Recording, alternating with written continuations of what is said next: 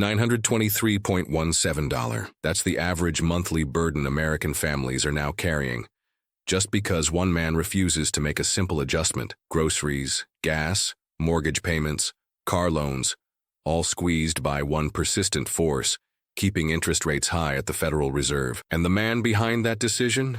He's not elected. He doesn't answer to voters. Yet he acts like he knows better than the president, better than Congress, and better than you. His name is Jerome Powell, and today he's finally being called to account. But here's what no one in the media will say. The economy is booming. Unemployment is at record lows. Gas is under $2 a gallon for the first time in years. So why does life still feel so expensive? Ask any trucker, teacher, or small business owner barely staying afloat. They'll all point to the same thing. Those interest rates. They're crushing us. This isn't just poor decision-making. It's a financial assault on the very people Powell is supposed to protect. And today, in the most anticipated congressional hearing in over a decade, Jerome Powell, chairman of the Federal Reserve, is being forced to face the public. This isn't just about policy. It's about a question echoing from gas stations to grocery stores to kitchen tables. Why does it seem like everything is improving, but nothing is getting easier? And for the first time, the man at the center of it all will have to answer. On the record, before sunrise, Capitol Hill was buzzing. The press labeled it a routine oversight hearing. That's like saying Watergate was a plumbing problem. By 8:30 a.m., the chamber was packed, wall to wall. Security was tight. Microphones dangled over the witness table. Cameras rolled live across every major network from CNN to Rumble. Above the dais, a headline blazed across the monitor, hearing on monetary policy and the national interest. The room was filled with quiet murmurs and the rustling of papers, but the most powerful person in the room hadn't made a sound. President Donald J. Trump was already there, back in office for less than 4 months, and already the storm he inherited from Biden's economic chaos was calming. Gas was cheaper, jobs were increasing, foreign investment was returning. It wasn't magic. It was America first back in action. But even the strongest engine needs fuel, and Trump knew something else. Even the best plan fails if someone is riding the brakes from within. That person was Jerome Powell. Trump sat motionless, arms crossed. No expression, no movement. He wasn't arriving, he was waiting. A staffer leaned over and asked, "You sure you want to push this hard, sir?" Trump didn't blink. "This isn't hard," he replied. "It's long overdue." At exactly 9, the gavel dropped. The committee chairman adjusted his mic, cleared his throat, and looked into the C-SPAN lens. "Let the record show. We're not here to micromanage the Fed. We're here to ask why working Americans are drowning while the Federal Reserve sits safe on the lifeboat." Then came the footsteps. Powell entered like he was headed to a quarterly meeting, not a grilling. Gray suit, blue tie, a thick folder clutched under one arm like a shield. He offered a few quick handshakes. A polite nod here, a half smile there. Then he passed by Trump. No handshake, no eye contact. Trump didn't move, but you could feel it. The first round had begun. Make no mistake, this wasn't about macroeconomic theory. It was about people's pain. Because when Powell kept rates high, it wasn't just Wall Street that suffered. It was the single mom forced to return her kid to daycare because her mortgage jumped 612s overnight. It was the veteran whose fixed income now covered only 70% of what it used to. It was the young couple in Iowa who gave up on their dream of buying a home, not because they didn't work hard, but because Powell decided the economic climate wasn't ready. These people didn't vote for Powell. They can't fire him. But today they were going to see him answer. Trump leaned forward, not to speak, but to slide a small card across the table. The camera zoomed in. It showed 3 numbers in bold ink. $8 trillion. National debt to refinance this year, 7.1%. Current average mortgage interest rate 3. Number of times Powell ignored White House requests to cut rates. The room froze. Then Trump spoke, clear and calm. "Let's be clear, this isn't a hearing, this is an autopsy." If Trump had landed the opening blow, Powell countered in the only way a career bureaucrat knows, by clearing his throat, adjusting his glasses, and praying that his scripted language would be enough to dull the room. "Thank you, Mr. Chairman. Members of the committee, good morning." His tone was measured, cadence steady, and words dull enough to make oatmeal seem exciting.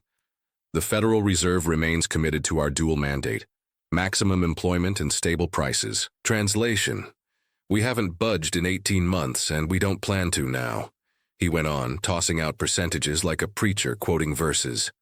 "Unemployment remains below 4%. Inflation continues to moderate, though slightly above our long-term goal. The overall economy is growing at a steady pace, though we remain watchful of risks in real estate and credit markets." It sounded intelligent until you realized it said nothing. Describing a burning house as thermally unstable would have been more honest. Behind Powell, a progressive congresswoman from California was already nodding with a tight smile, one that stretched so far it looked painful. To his right, a young staffer tapped furiously at a tablet, tweeting Powell's words to a tiny audience. A bot, an intern, and maybe his mom. "Given these conditions," Powell continued, "the Federal Open Market Committee has chosen to maintain the current interest rate. We believe cutting rates now would overheat demand and inflate asset bubbles." Right. Because what Americans fear most today is too much demand. Try telling that to a mother in Dollar Tree choosing between dinner and diapers. Then came the line. Powell probably practiced that morning while fixing his tie. "Let me be clear. The Federal Reserve operates independently of the executive branch. Our decisions are based on economic data, not political pressure." And there it was, the sacred mantra of every unelected technocrat. "We are above you. We are beyond you. We serve no one, so we serve all." A low murmur moved through the room, not out of surprise, but at the audacity of it. To the left, it sounded like gospel. To the right, it fell like a lead balloon. The cameras cut to Trump. He hadn't flinched, arms still crossed, posture solid, but his eyes slowly moved, locking onto Powell. Then, in a voice just loud enough for the microphone and quiet enough to chill, he said, "Good." A pause. "Then I'm sure you won't mind answering a few questions on behalf of the people. Your independence is strangling." Silence. One journalist coughed. Another scribbled notes like mad. A camera zoomed in on Powell's left hand, which had just twitched.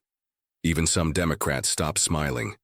And just like that, the myth of neutrality began to unravel in real time, because no matter how polished the jargon or crisp the suit, someone still has to pay for policy.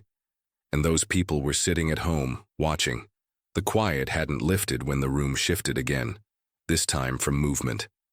Trump stood, not quickly, not angrily, slowly, like something inevitable had just started. This wasn't a man rising. This was a moment rising with him. He didn't raise his voice. He didn't slam the table. He simply leaned in and delivered. "The first strike. You say everything's fine. So tell me, Mr. Chairman, why can't Americans afford homes anymore?" You could have heard a pin drop. On carpet. A cameraman actually held his breath. Trump didn't wait for a reply. He pulled a paper from his coat and held it up for the cameras. "Average 30-year mortgage rate today, 7.1%. That's double what it was 4 years ago. And that number, Mr. Powell, isn't theory. It's a monthly sentence." He paused, looking at the gallery. "That's $700 to $900 more a month. For nothing. For the privilege of chasing the same roof they could have had under me at half the cost." Powell blinked. Some progressive lawmakers fidgeted. A few stared down at their shoes. Trump stepped forward, not toward Powell, but toward the American. "People watching through the camera. So again, what part of your so-called macroeconomic stability helps regular Americans?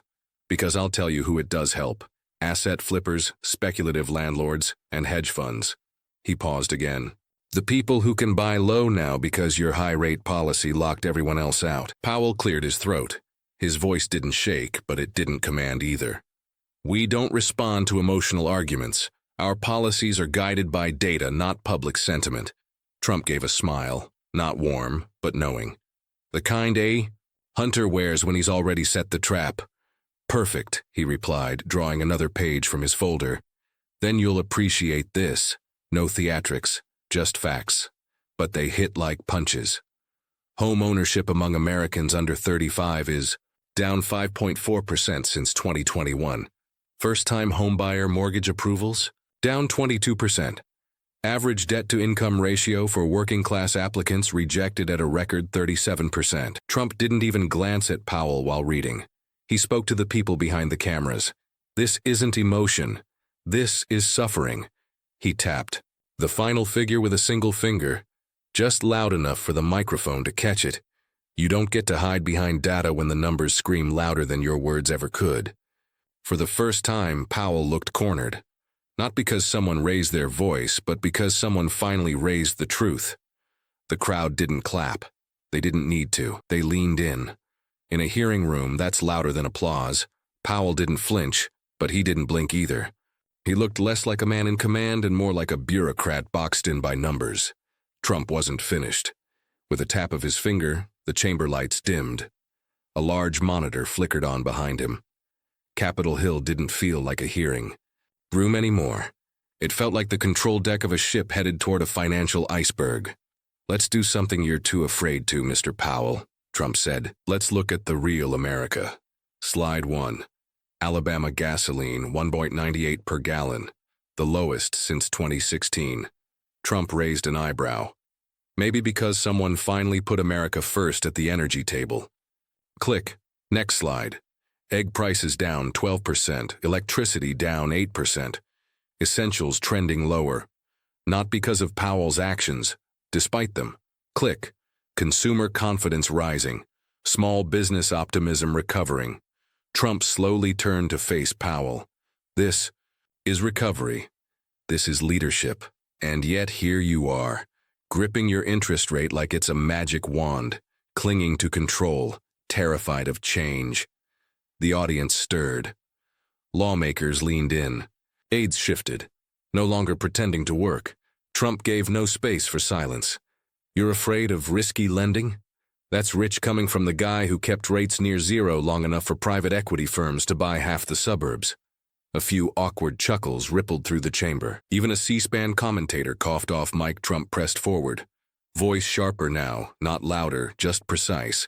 How much longer must Americans suffer for a crisis they didn't cause? He didn't raise his voice. He didn't flinch. I don't. Remember any family in Ohio asking Goldman Sachs for a subprime loan in 2007? Powell answered, his tone a bit more rigid. If we lower rates too quickly, we risk overheating the economy. We could trigger another housing bubble.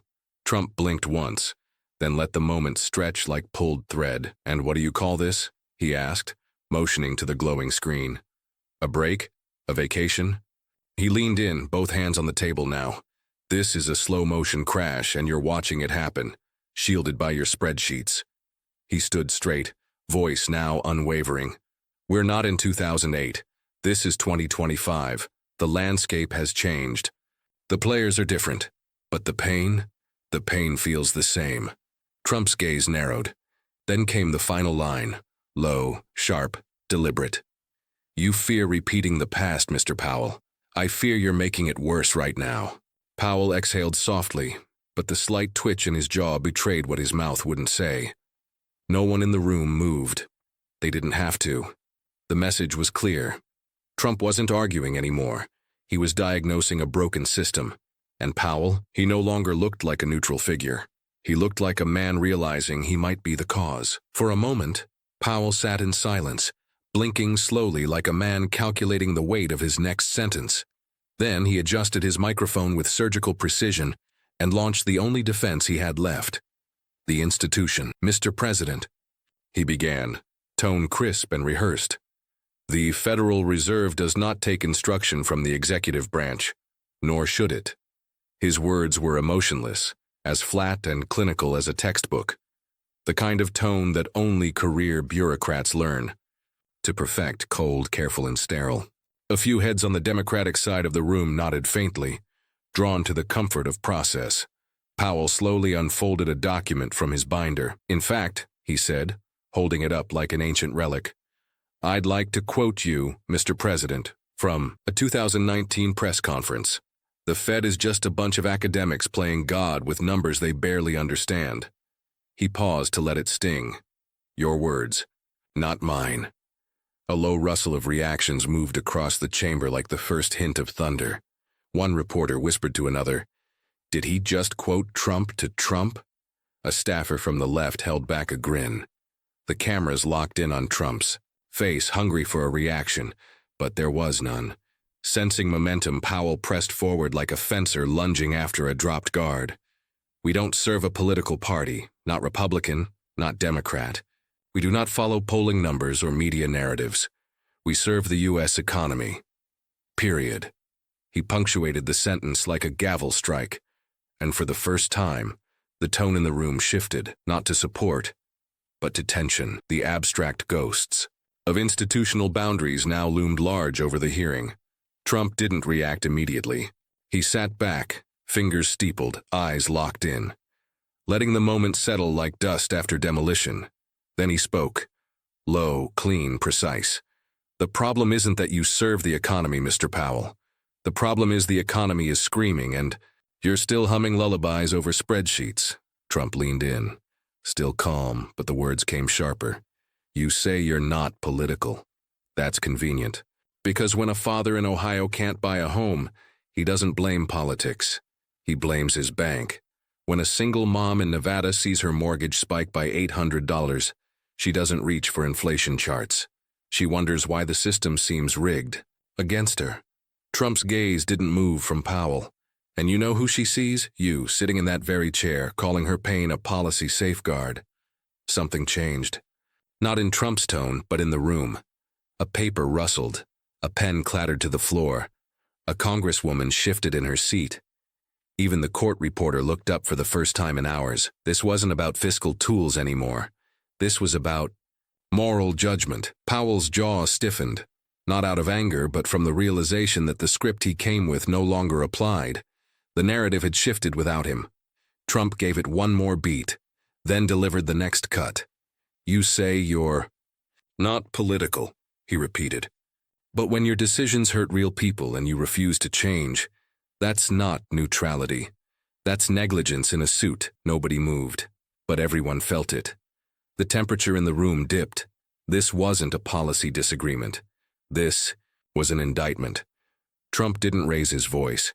He didn't need to. Instead, he reached inside his jacket and slowly pulled out a small, matte black USB stick. He held it up between thumb and forefinger. The room tightened. Even Powell blinked twice. "If we're talking about data," Trump said, voice steady, "let's discuss the one figure no one in this room seems brave enough to mention." He passed the drive to the clerk. "Play it." The screens lit up.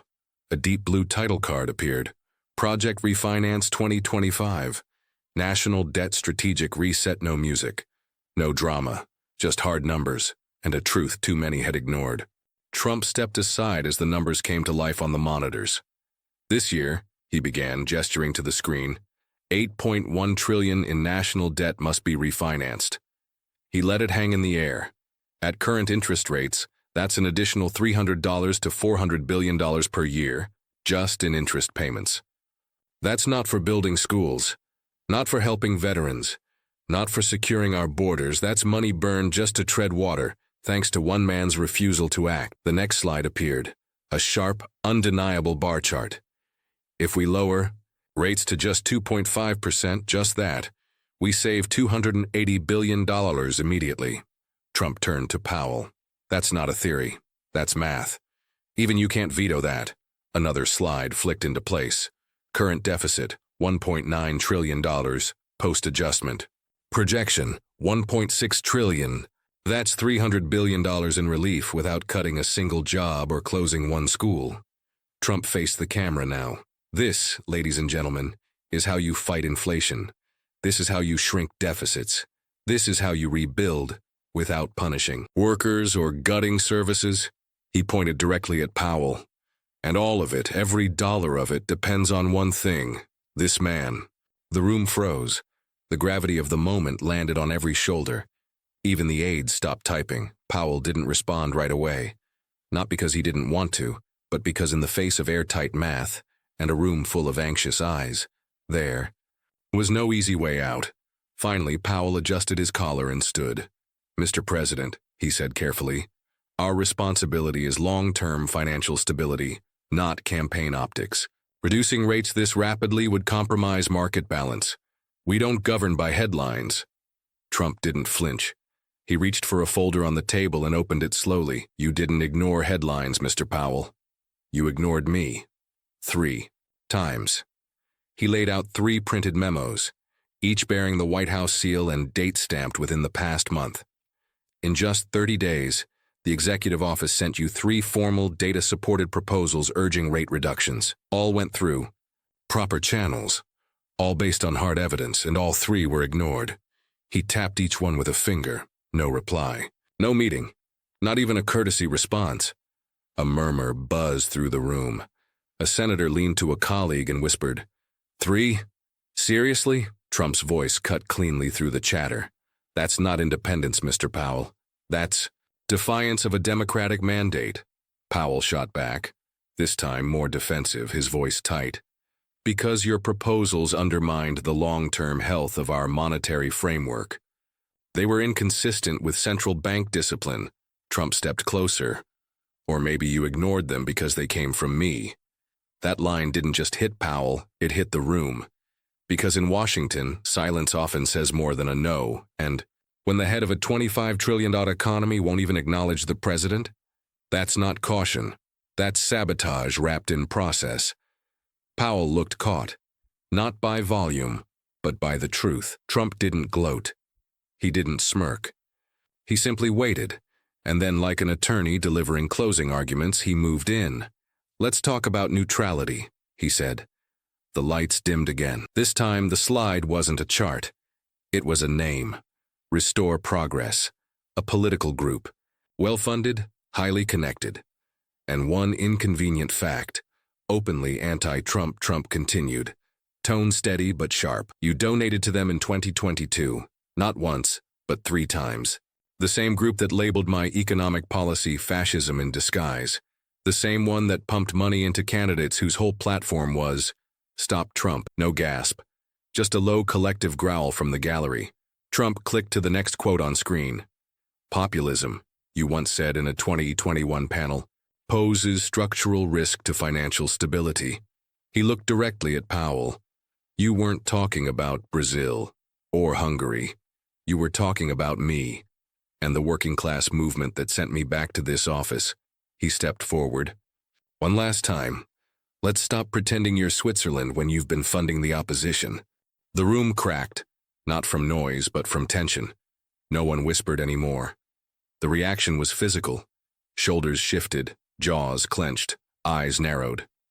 A congressman leaned back, stunned. On the progressive bench, faces went still, unreadable, poker stiff. And then Trump pulled up one last slide, not numbers, just a quote, a transcript. "Populism," Powell had said, "is a threat to stable economies." Trump read it aloud slowly, then looked directly at him. "You weren't issuing a warning about economic systems overseas. You were drawing a line in the sand against the movement that just returned me to office with the biggest working class base in U.S. history." He took one more step, now speaking into the camera, straight to the people. "You've been called a technocrat, a neutral voice. But let's call it what it is. You are a partisan operator pretending to be a referee."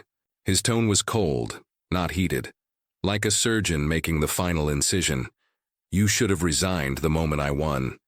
Because instead of serving this country, you made yourself the last unelected barrier between the people and their future." The Yachi. Room didn't erupt. It shifted. You could feel it, not anger, but conviction. In the press gallery, a reporter whispered into a hot mic, "He's finished. Powell's done." The camera zoomed in. Powell's hand was gripping the arm of his chair like it might float away, and he said nothing. What could he say? The mask was off.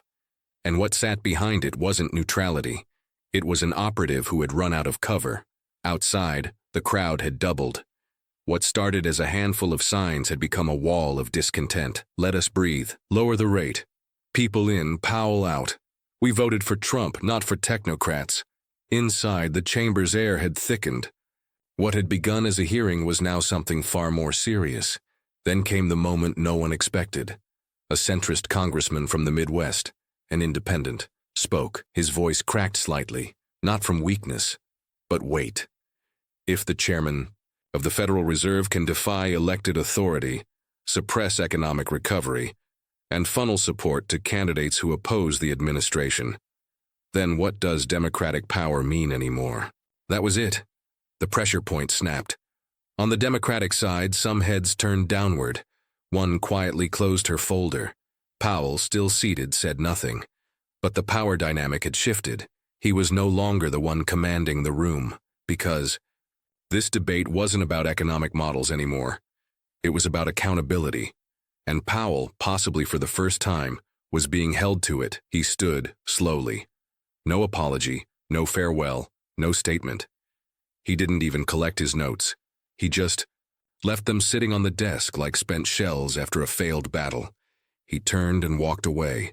No eye contact. No final words. Just a quiet exit through a door held open a few seconds too long by a clerk who didn't look at him. Trump remained seated, still, unmoving, unbothered. He didn't follow Powell out, didn't acknowledge him leaving, just turned to his policy chief and, in a clear, firm voice, gave the order. Start drafting the Federal Reserve Reform Act. Then he added, we're not cleaning up messes anymore, we're changing the locks. No applause, no spin, just a sentence, and the start of something new. Outside, the crowd had now tripled. Flags waved, homemade signs bobbed above heads. Workers in overalls stood shoulder to shoulder with professionals in suits. The chants weren't angry anymore. They were focused. Reclaim the rate. Rescue the dollar. Fire the Fed. Because what started as a policy hearing had become something bigger. A referendum. Not just on Powell, but on every unelected figure pulling strings in the background. Every so-called expert hiding behind complexity while everyday people paid the price. And though Powell's silence had been deafening, what came next was louder still. In the days that followed, silence gave way to revelation.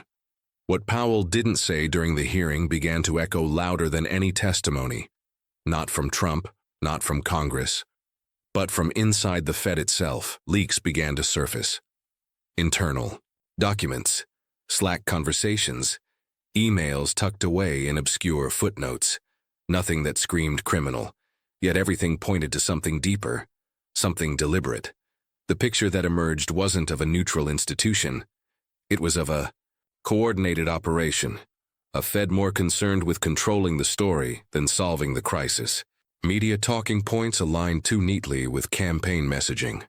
Independent analyses quietly outsourced to think tanks with partisan donors.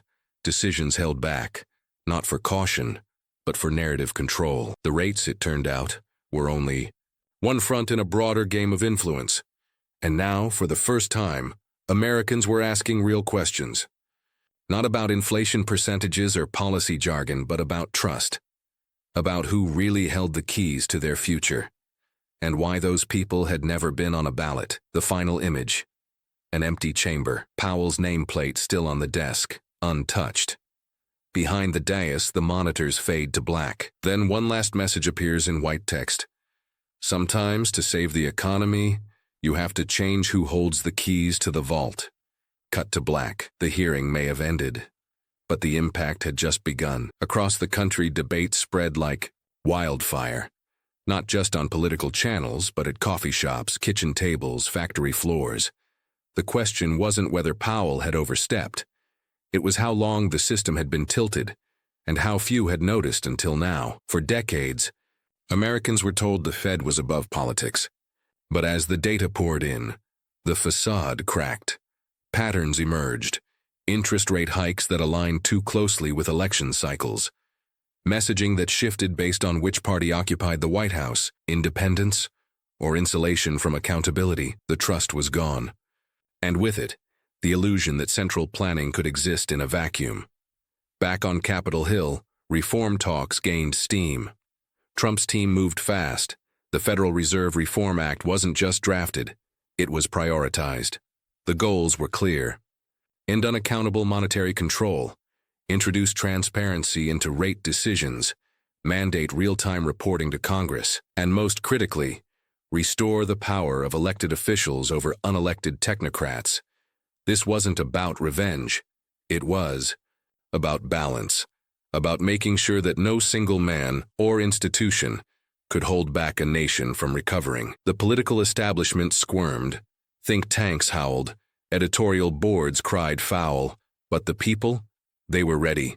Truckers in Indiana, waitresses in Nevada, factory workers in Michigan. They didn't quote economic theory, they didn't need to. They felt it.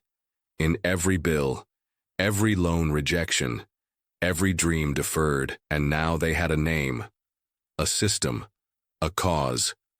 This wasn't just about Powell anymore. It was about every person who hid behind complexity while regular Americans bore the weight of their policies. At rallies, a new chant emerged. Where's the vote? Where's the say? Who chose them anyway? The technocratic veil had been lifted. Even Powell's defenders grew quieter. Some cited legacy, others insisted on nuance. But the truth was undeniable. He had lost the room, not because of one bad decision, but because of years of silence while the cost of living crushed the very people his office was supposed to protect. In the end, Powell didn't return to public life. No memoirs, no interviews, just a quiet departure from the most powerful unelected position in the country. And maybe that was fitting, because when history closed the chapter on his tenure, it wouldn't be with praise for stability. It would be with one question: at what cost?